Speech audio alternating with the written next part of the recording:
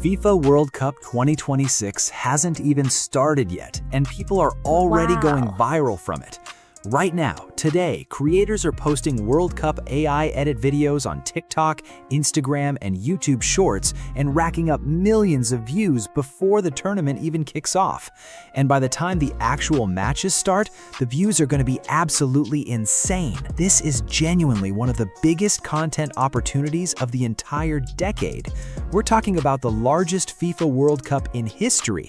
48 teams, 3 countries hosting it, and billions of people around the world who are going to be glued to their screens for an entire month. And every single one of those billions of people is going to be scrolling through their feed looking for World Cup content.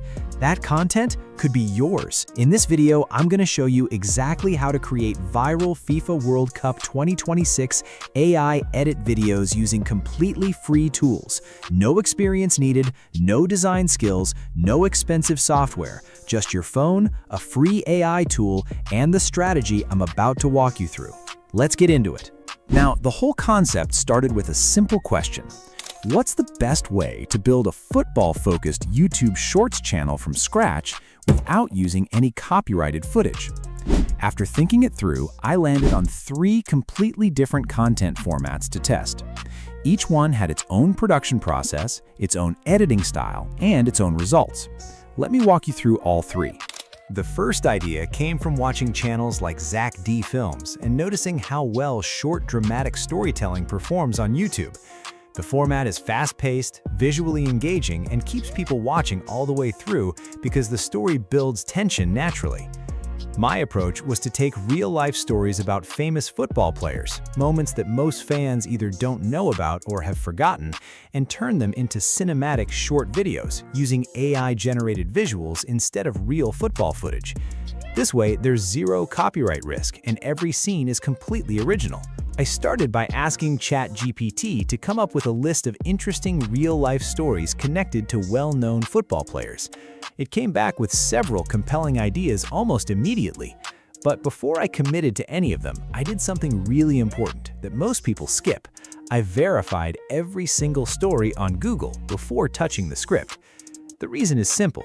Putting out false information online damages your credibility fast, and once viewers catch you spreading misinformation, the trust is gone.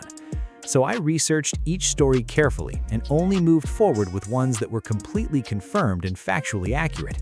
The story I ended up choosing was about a footballer who was rejected several times for selection, then became the #1. After confirming every detail, I wrote out a rough script in the fast-paced storytelling style I was going for, then ran it through ChatGPT to sharpen the language and tighten the pacing. Once the script felt right, I used 11 Labs to convert it into a professional voiceover. Now came the visual side of things, and this is where AI really changes everything. To create scenes in this style, you need a detailed visual prompt for each individual moment in the script. For example, one of my early scenes showed a player standing against a plain colored background holding a football. Clean, minimal, and cinematic. Tools like Google Omni, Kling, and Seedance all work well for generating this kind of visual. To speed up the whole storyboarding process, I pasted my finished script into ChatGPT with this prompt. Break this script into simple, minimalist scenes in the correct order to match the story and suggest a visual idea for each one. The result was a complete scene-by-scene visual breakdown that I could either use exactly as suggested or tweak to match my own style. This single step saved me an enormous amount of time and made the whole production process feel effortless. Once all the clips were generated, I brought everything into CapCut, arranged the scenes in order, added background music, made a few finishing adjustments, and uploaded the final video. The video opened with this hook. Everyone said no. He became a legend. This is Mohamed Salah. Before he became one of the best football players on earth, he was just a kid from a small town in Egypt with a dream. And getting to training was almost impossible. Every single day, Salah traveled nearly 9 hours just to practice football. He would leave school, spend hours on buses and trains, train for a few hours, then travel all the way back home late at night. Most people would have quit. The second format I tested was quiz content, and the reason I wanted to try this is because quizzes naturally trigger engagement in a way that most other content formats simply don't.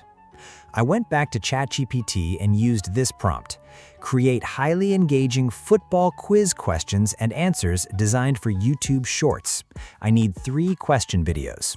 Make them the kind of questions that real football fans would love to debate. ChatGPT came through with a solid set of questions.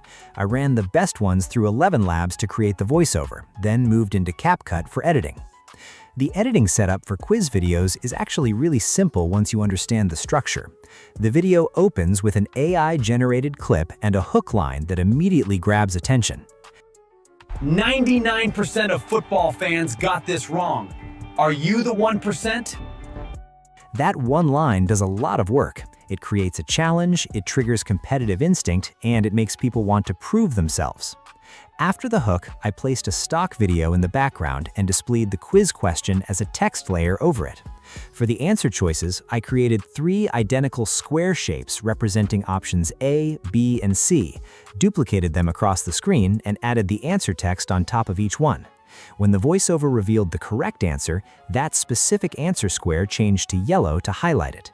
To pull this off in CapCut, I simply duplicated the text layer, changed the font color, and dropped it into the timeline at the exact moment the answer was revealed. The final video played out like this. 99% of football fans got this wrong. Are you the 1%? Which club has the most Champions League titles? Option A, Barcelona. Option B, Real Madrid. Option C, AC Milan. The answer is option B, Real Madrid. The third format is football facts.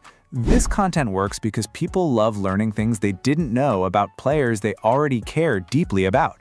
A fact about Ronaldo or Messi that genuinely surprises someone gets shared immediately because people want their friends to know it too. Here's an example of how these videos sound. 5 facts about Messi I'm sure you don't even know. He was rejected because of his height and medical condition. His first Barcelona contract was written on a napkin.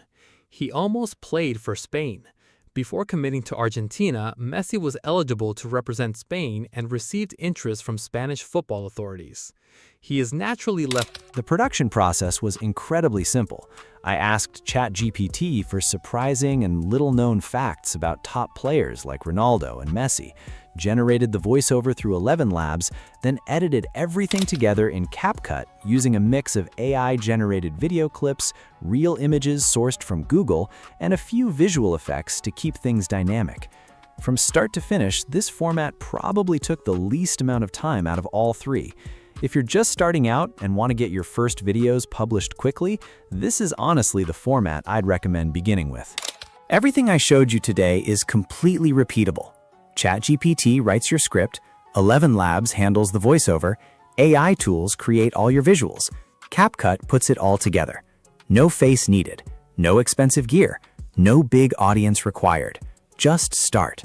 The football content space is wide open right now, and it won't stay that way forever.